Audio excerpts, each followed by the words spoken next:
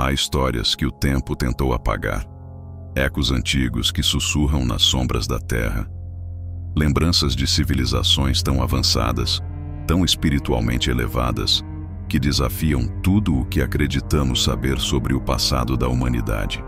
Antes da história, antes das pirâmides, antes mesmo do primeiro registro escrito, dizem que o mundo já foi o lar de impérios esquecidos: Atlântida, Lemúria, Mu e talvez muitos outros, cujos nomes foram apagados pela poeira dos milênios. Mas, e se essas histórias não fossem apenas mitos?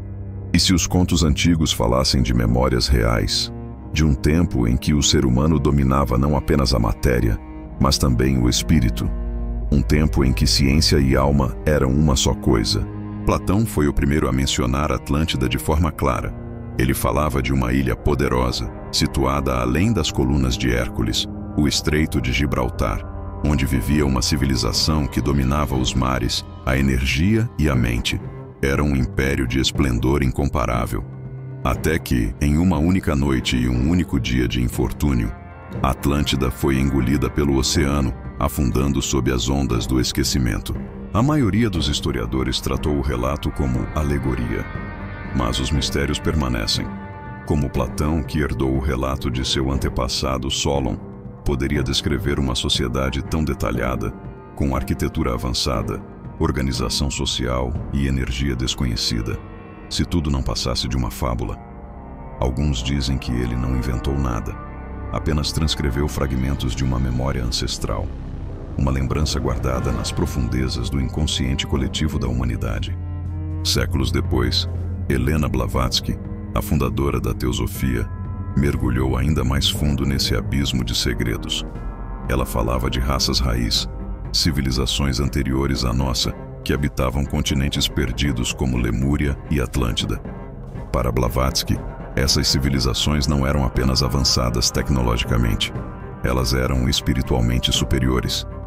Seres que compreendiam o poder oculto da consciência, capazes de manipular a matéria através da vibração, do som, da luz e da energia mental. Segundo suas doutrinas, Lemúria teria existido muito antes de Atlântida, um vasto continente que se estendia pelo Oceano Índico e Pacífico, lar de seres altos, de pele luminosa, cuja sabedoria ultrapassava os limites humanos. Disse que os lemurianos viviam em harmonia com a natureza e os elementais, e que seu colapso veio quando começaram a abusar das forças que dominavam. Eles brincaram com a criação da vida, dizem os textos, e o equilíbrio cósmico foi rompido.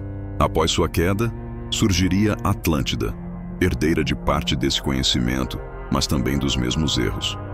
Os Atlantes construíram cidades de cristal, templos que captavam energia solar e espiritual, máquinas movidas por vibrações sonoras e campos magnéticos. Acredita-se que eles usavam cristais gigantescos para canalizar forças cósmicas, abrindo portais entre dimensões. Mas a arrogância foi sua ruína. O poder espiritual se transformou em poder material. E então, como Lemúria, Atlântida também foi consumida pela própria ambição. Existem lendas que dizem que antes do cataclismo final, parte dos Atlantes fugiu, levando consigo os fragmentos do conhecimento perdido. Esses sobreviventes teriam viajado para diferentes partes do mundo, ensinando às civilizações primitivas os segredos da agricultura, da arquitetura e da astronomia. Por isso, em lugares tão distantes quanto o Egito, a América Central e o Tibete, encontramos pirâmides, símbolos solares e mitos sobre deuses que vieram do mar ou descenderam dos céus. E o que dizer de Mu, o continente mítico descrito por James Churchward? Segundo suas investigações, Mu teria sido uma civilização colossal que floresceu no meio do Pacífico, um império-mãe de onde todas as culturas do mundo teriam surgido. Os textos que Churchward alegava ter estudado, os livros de Mu, falavam de templos dourados, torres energéticas e uma sociedade baseada no equilíbrio entre mente e matéria, mas também narravam um final terrível: terremotos, erupções e mares em fúria que engoliram o continente inteiro, deixando apenas pequenas ilhas como memória.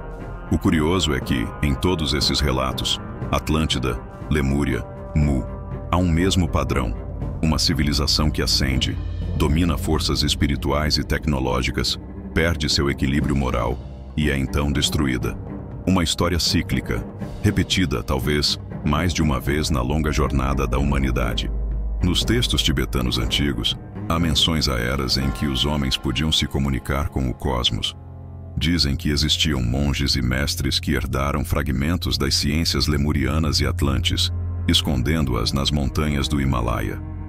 Os livros de Dzyan, mencionados por Blavatsky, teriam sido escritos em uma língua anterior a qualquer escrita humana, preservando o conhecimento dos senhores da chama, seres vindos das estrelas que guiaram o despertar da humanidade.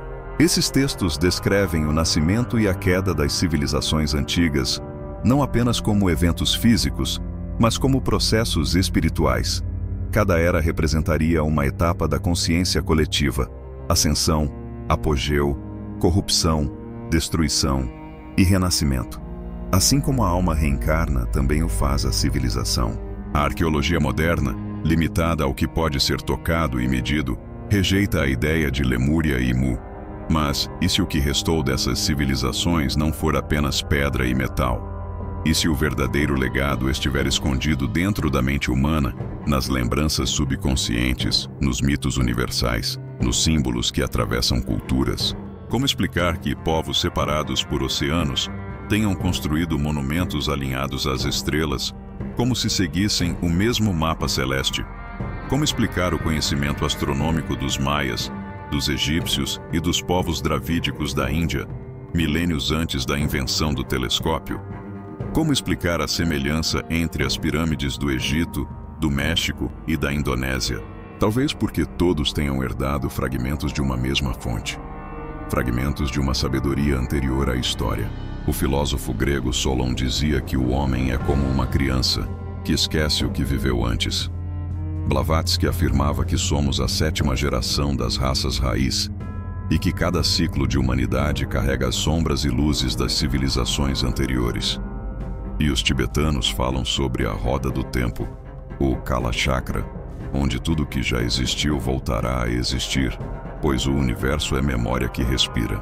E se Atlântida não estiver apenas nas profundezas do oceano, mas também dentro de nós? E se os deuses antigos não forem seres distantes, mas memórias genéticas de um tempo em que o homem era divino? Talvez os portais que os atlantes construíram não fossem máquinas, mas estados de consciência. Talvez suas cidades de cristal representem a mente desperta, transparente e pura. Há quem diga que as grandes mudanças climáticas e tecnológicas do nosso tempo são sinais de um novo ciclo. O eco do passado se repetindo.